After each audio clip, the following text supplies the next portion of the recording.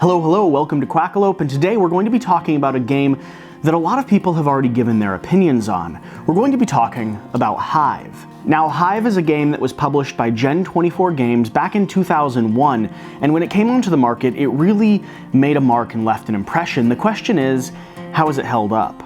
And I think it's held up remarkably well. It's still featured prominently in my local game store. I still see people playing it. It's a well-known and beloved game in the industry, and one that has held a pretty consistent spot on the Board Game Geek rankings, staying around the 200th mark of all-time best games. And that's pretty remarkable when you consider that this has been a swelling industry and so many amazing games have came out over the past 18 years. For Hive to hold its position and hold it squarely has really almost classified it as a classic go-to game.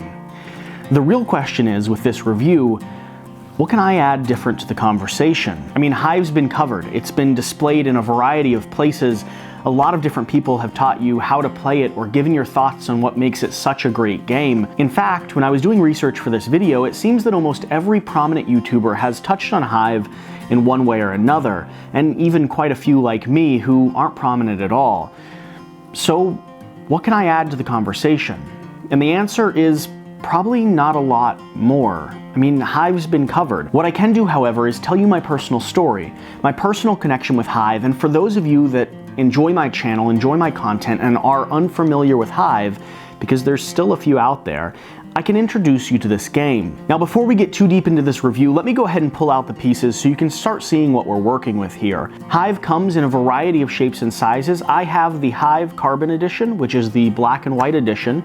The rule books are over here. I don't have the box anymore. I bought this copy a few years back and didn't hold on to it because this little baggie was perfect for me to use. And a big element of this game is just the fact that it's overwhelmingly durable. I have bakelite pieces inside here, and you'll see them in just a second, but I have no worries about just shaking them up, moving them around. This is a game that's meant... Sorry, so you can hear me for a second. This is a game that's meant to be taken out and played. It's meant to be used.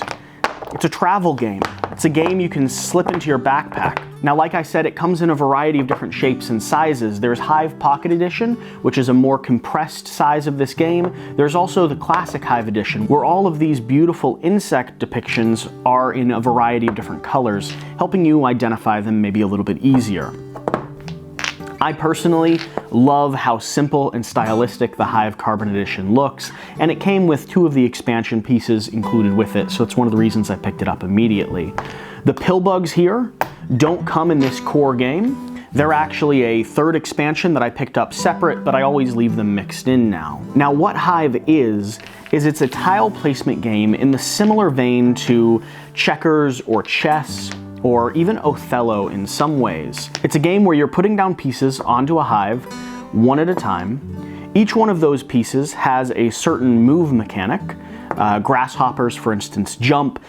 Spiders scurry 3 spaces. Ants can run around the entire outside of the board. The goal of the game is to surround your opponent's queen, the queen bee here.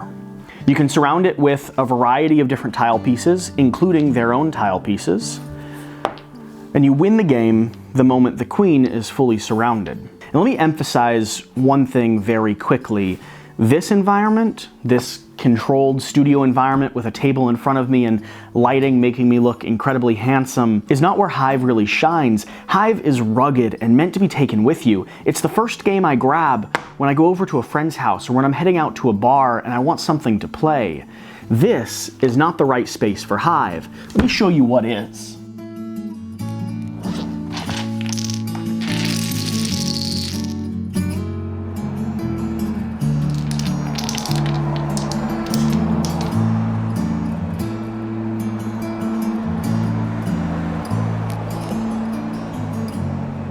Hive is the first game that I discovered, the first game that I was introduced to as an adult. The first one that I came across as someone that knew nothing about the board game world. It was probably back 7 or 8 years ago. I was working for a company at the time, producing video content for them, and we were sent down to rural Tennessee to cover a story that was currently going on in a very small town. We didn't have internet, and the people I was traveling with were avid board gamers, and I knew nothing about this industry. This is the game they brought along to teach me what board gaming was all about.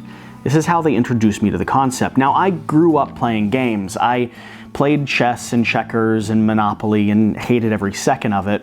I played Risk when I could get my friends and family to sit down with me and loved every second of it, but that's because I liked dominating the board. I also grew up playing card games. Spoons was a family classic, along with that Head and Foot, or Hoof and Mouth as my grandfather says. But Hive was the first game that introduced me to this wider world of gaming.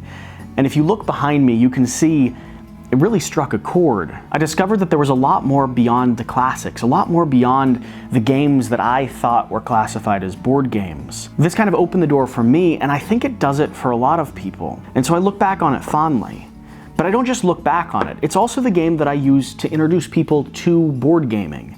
If I'm going to a bar or over to a friend's house, Hive's the game that goes in my backpack. If I'm giving a gift to someone that I really want to play games with, but maybe they've never played before, Hive's the game I give them. And I think that's true for a lot of people.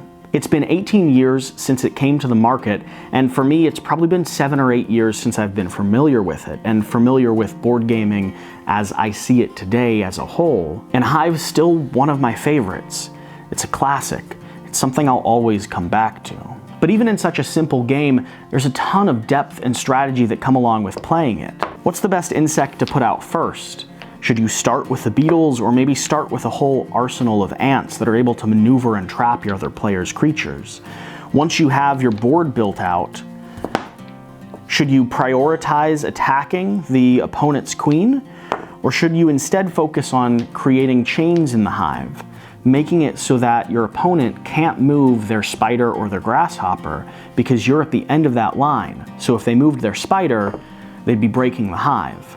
There's a lot of depth and strategy, and this game requires you to look 3 or 4 or 18 turns ahead of you, whatever you're able to do. I know personally I usually always lose because I don't quite look far enough ahead. I make a bad move, or I get outmaneuvered just at the end.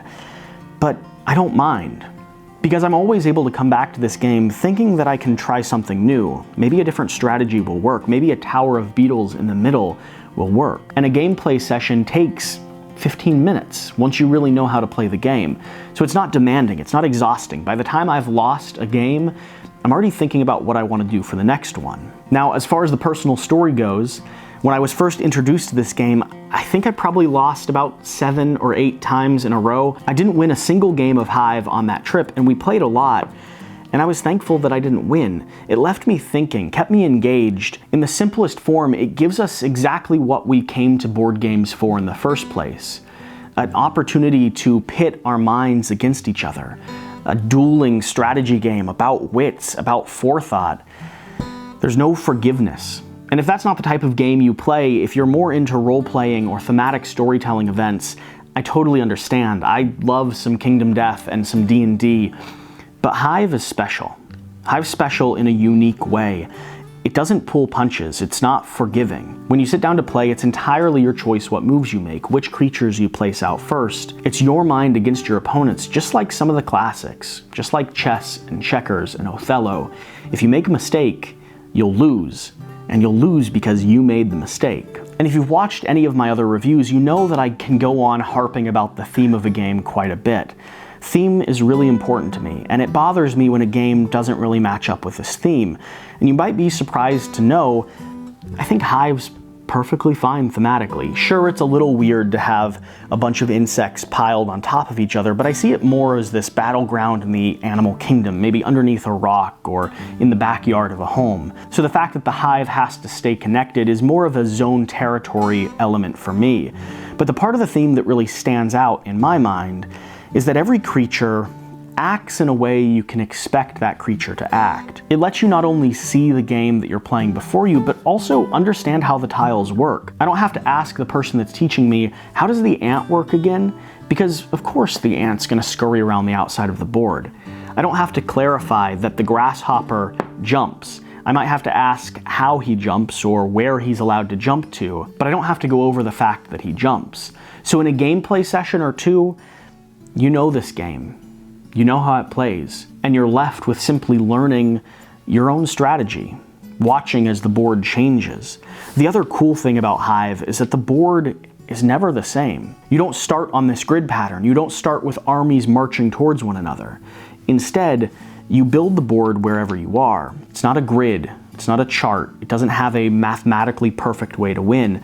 Sure, there's strategies to it, but those are fun to discover on your own, and they'll change every game session. Your board, your hive, the challenges you're approaching will never quite be the same. Now, in terms of the bad, in terms of criticism for this game, I don't know that I have a lot. There's some people that have complained about the insects, saying they don't like spiders or grasshoppers. I personally don't see that as a problem.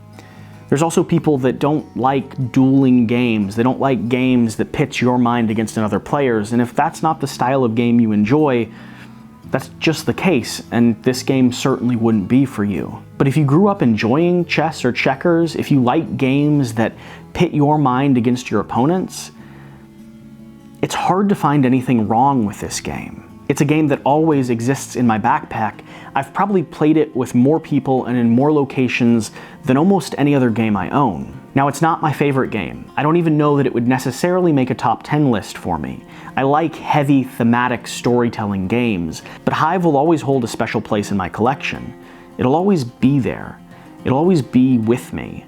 I'll always be able to pull it out and play a quick 15-minute session or teach it to someone that's never really played board games before. It'll usually be the game I gift friends who are just getting into this hobby. It's easy and it's accessible, and I'd argue that it's going to be timeless, or that it already is. I mean, shoot, it survived 18 years of a growing, swelling market that's seeing new games come to the industry every single year in numbers that we haven't seen ever. And here Hive still is. Still a classic. Still a go-to. Still the game I always just kind of have ready to play.